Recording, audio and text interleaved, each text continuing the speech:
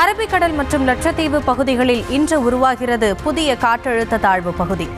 நாளை காற்றழுத்த தாழ்வு மண்டலமாக வலுப்பெறக்கூடும் என்று வானிலை மையம் கணிப்பு. அரபிக்கடலில் உருவாகும் காற்றழுத்த தாழ்வு காரணமாக தமிழ்நாட்டில் இன்று 9 மாவட்டங்களில் கனமழை பெய்ய வாய்ப்பு. நீலகிரி, கோயம்புத்தூர், திருப்பூர், தேனி, திண்டுக்கல், ஈரோடு, சேலம், நாமக்கல் மற்றும் கரூரில் கனமழை பெய்யக்கூடும். தென்காசி, தூத்துக்குடி, விருதுநகர், ராமநாதபுரம் உள்ளிட்ட தென் மாவட்டங்களில் இரவு வெளுத்து வாங்கிய கனமழை.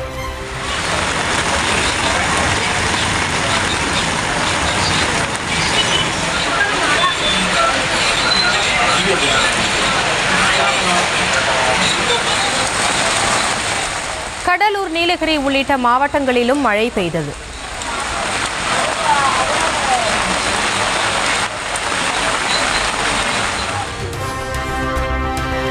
சென்னையின் பல்வேறு இடங்களில் இரவு விட்டுவிட்டு பெய்த மழை. புறநகர் பகுதிகளிலும் இடி மின்னலுடன் மழை பெய்ததால் குளிர்ச்சியான சூழல்.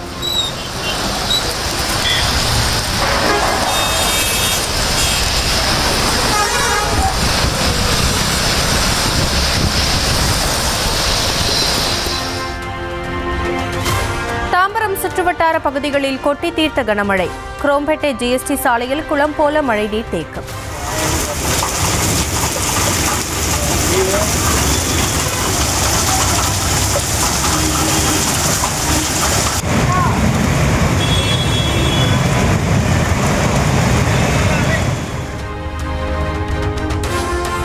தொடர் மழையால் தேனி முல்லை பெரியாற்றில் வெள்ளப்பெருக்கு. ஆற்றின் இரு கரைகளையும் தொட்டு ஆர்ப்பரித்து செல்லும் வெள்ளம்.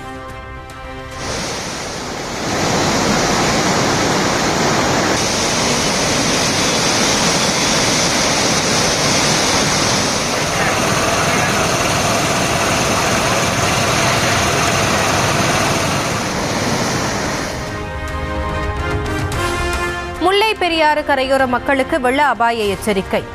கரை புரண்டோடும் ஆற்றில் இறங்க வேண்டாம் என்று அறிவுறுத்தல்.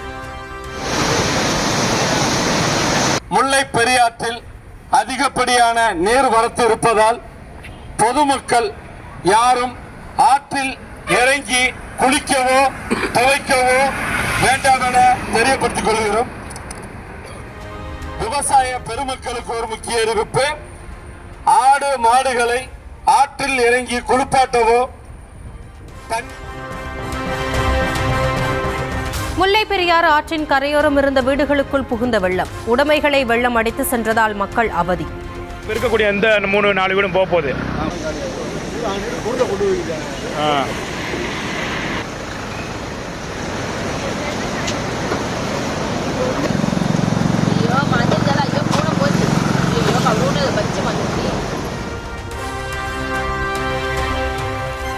மேற்கு தொடர்ச்சி மலையில் பெய்து வரும் கனமழையால் ஆர்ப்பரிக்கும் குற்றாலம்.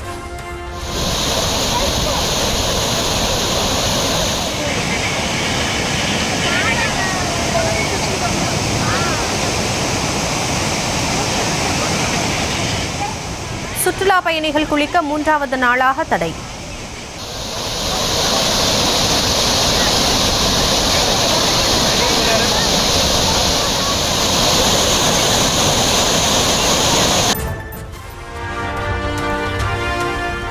தீபாவளி பண்டிகைக்கு மறுநாள் அரசு விடுமுறை விடப்படுவதாக தமிழ்நாடு அரசு அறிவிப்பு. விடுமுறை தினத்தை ஈடு செய்யும் வகையில் 25ஆம் தேதி பணி நாளாக அறிவித்து உத்தரவு.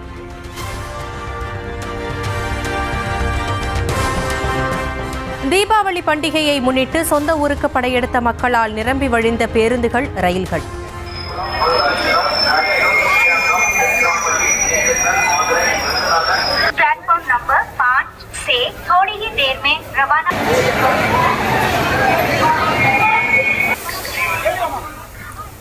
முன்பதிவு இல்லாத ரயில் பெட்டிகளில் தொங்கியபடி ஆபத்தான முறையில் பயணம்.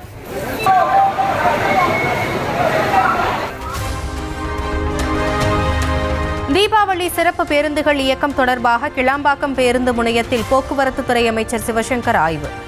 மக்கள் சிரமமின்றி பயணிக்க தேவையான அளவிற்கு போக்குவரத்து வசதிகள் செய்து கொடுக்கப்பட்டுள்ளதாக பேட்டி. தீபாவளி திருநாளை முன்னிட்டு சென்னையில் இருந்து சொந்த ஊருக்கு செல்கின்ற பொதுமக்களுக்கு தேவையான பேருந்துகளை ஏற்பாடு செய்ய மாண்புமிகு தமிழ்நாடு முதலமைச்சர் அவர்கள் உத்தரவிட்ட வகையில் நேற்று முதல் சிறப்பு பேருந்துகள் இயக்கம் துவங்கியது. வழக்கமாக ஒவ்வொரு நாளும் இயங்குகின்ற 2092 பேருந்துகளோடு நேற்றைக்கு 760 கூடுதல் பேருந்துகள் இயக்கப்பட்டது. சொந்த ஊர்களுக்கு வாகனங்களில் படையெடுத்த மக்களால் சென்னையின் முக்கிய இடங்களில் ஸ்தம்பித்த போக்குவரத்து. தாம்பரம், பெருங்களத்தூர், ஜிஎஸ்டி சாலை, பரனூர் சுங்கச்சாவடி உள்ளிட்ட பகுதிகளில் வாகன நெரிசல்.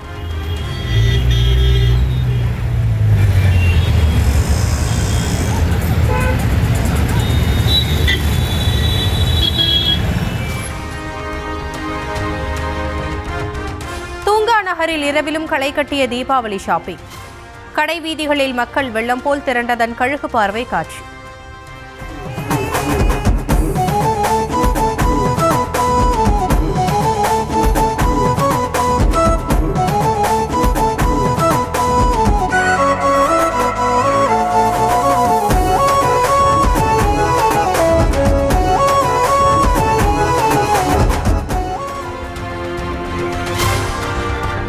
தமிழகத்தில் ஆணவ படுகொலைகளை தடுக்க ஓய்வு பெற்ற நீதிபதி KN பாஷா தலைமையில் ஆணையம் அமைக்கப்படும் என்று சட்டப்பேரவையில் முதலமைச்சர் அறிவிப்பு. அனைத்து தரப்பினரும் அளிக்கும் பரிந்துரைகளின் அடிப்படையில் ஆணவ படுகொலைகளை தடுக்க தனிச்சட்டம் இயற்றப்படும் எனவும் சட்டப்பேரவையில் உறுதி. சீர்திருத்த பரப்புரையும் குற்றத்திற்கான தண்டனையும் வாழும் கெடையுமாக முன்னெடுக்கப்பட வேண்டும். இது குறித்து தேவையான பரிந்துரைகள் அளிப்பதற்காக ஓய்வு பெற்ற உயர்நீதிமன்ற நீதிபதி திரு KN பாஷா அவர்கள் தலைமையில் சட்ட வல்லுநர்கள், முற்போக்கு சிந்தனையாளர்கள், மானுடவியல் அறிஞர்களை கொண்ட ஒரு ஆணையம் அமைக்கப்படும் என்பதை என்னுடைய முக்கியமான அறிவிப்பாக இம்மாமன்றத்தில் அறிவிக்கிறேன். இந்த ஆணையம் அரசியல் இயக்கங்கள், சட்ட வல்லுநர்கள், சமூக செயல்பாட்டாளர்கள், பாதிக்கப்பட்ட மக்கள் என அனைத்து தரப்பினர் கருத்துக்களையும் பெற்று இப்பொருள் குறித்து உரிய பரிந்துரைகளை வழங்கும். அதன் அடிப்படையில் தமிழ்நாடு அரசு ஆணவ படுகொலை தடுக்கும் நோக்கில் உரிய சட்டமேற்ற தேவையான நடவடிக்கைகள் எடுக்கும் என்று உறுதியளித்து அமைகிறேன். திமுக ஆட்சி என்பது உருட்டுக்கடை அல்வா என்று EPS விமர்சனம். பேட்டியின் போது உருட்டுக்கடை அல்வா பாக்கெட்டுகள் விநியோகம். உருட்டுக்கடை அல்வா இந்த அரசாங்கத்தில் இப்படிப்பட்ட அல்வா தான் கிடைக்கும். 2021ஆம் ஆண்டு இன்றைய முதலமைச்சர் எதிர்க்கட்சி தலைவராக இருக்கின்ற பொழுது சுமார் 525 அறிவிப்புகள் வெளியிட்டார். 10% அறிவிப்புகளை நிறைவேற்றவில்லை. எல்லாத்துக்கும் அல்வா கொடுத்துட்டாரு. இப்ப இந்த உருட்டுக்கடை அல்வா நீங்க பிரிச்சு படிச்சு பாருங்க, எப்படி டேஸ்டா இருக்குதா எப்படி பார்த்து சொல்லுங்க. அதிமுக ஒரு திருட்டுக்கடை என்று போக்குவரத்து துறை அமைச்சர் சிவசங்கர் பதிலடி. சேர்க்கை சரியில்லாமல் EPS ரீல்ஸ் அரசியல் செய்வதாகவும் தவைக்கவை மறைமுகமாக சுட்டிக்காட்டி விமர்சனம்.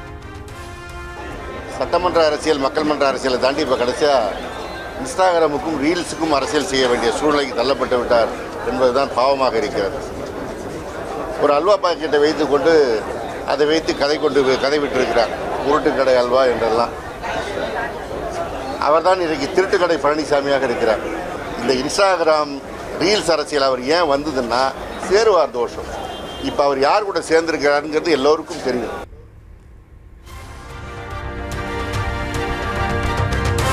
உள்ளாட்சி அமைப்புகளை நிர்வகிப்பதில் திமுக அரசு தோல்வியடைந்து விட்டதாக தமிழக பாஜக தலைவர் நயினா நாகேந்திரன் விமர்சனம். தமிழ்நாடு முழுவதும் நிலவும் நிர்வாக சீர்கேடுகள், ஊழல், வரி வசூலில் நடக்கும் மோசடி குறித்து CBI விசாரணை நடத்த வேண்டும் என்று கோரிக்கை.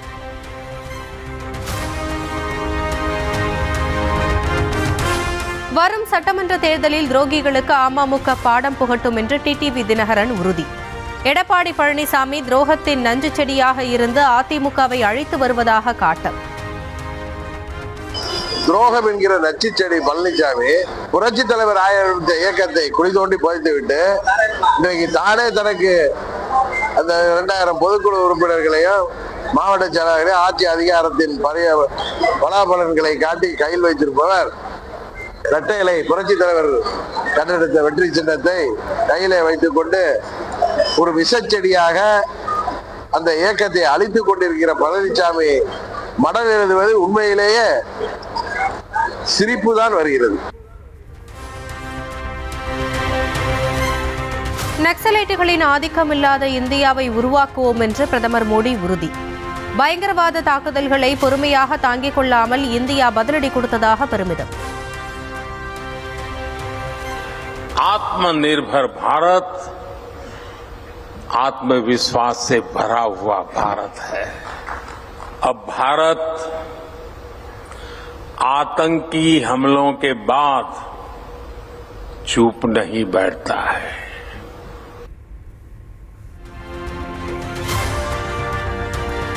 அரசியலமைப்பு சட்டத்தை தலையில் தூக்கி வைத்து நடனமாடுபவர்கள் இன்றும் கூட மாவோயிஸ்ட் பயங்கரவாதிகளை பாதுகாக்க இரவு பகலாக உழைக்கின்றனர்.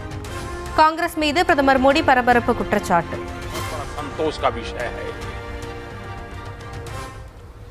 इन 75 घंटों में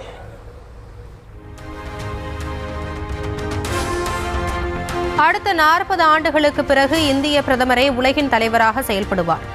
ஆங்கில ஊடக மாநாட்டில் பேசிய ஆஸ்திரேலிய முன்னாள் பிரதமர் டோனி அபோட் கணிப்பு.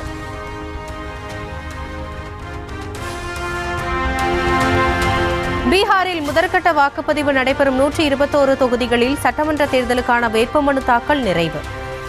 இன்று வேட்புமனுக்கள் மீதான பரிசீலனை தொடங்கும் நிலையில் வரும் 20ஆம் தேதி வரை திரும்பப் பெறலாம் என்று அறிவிப்பு.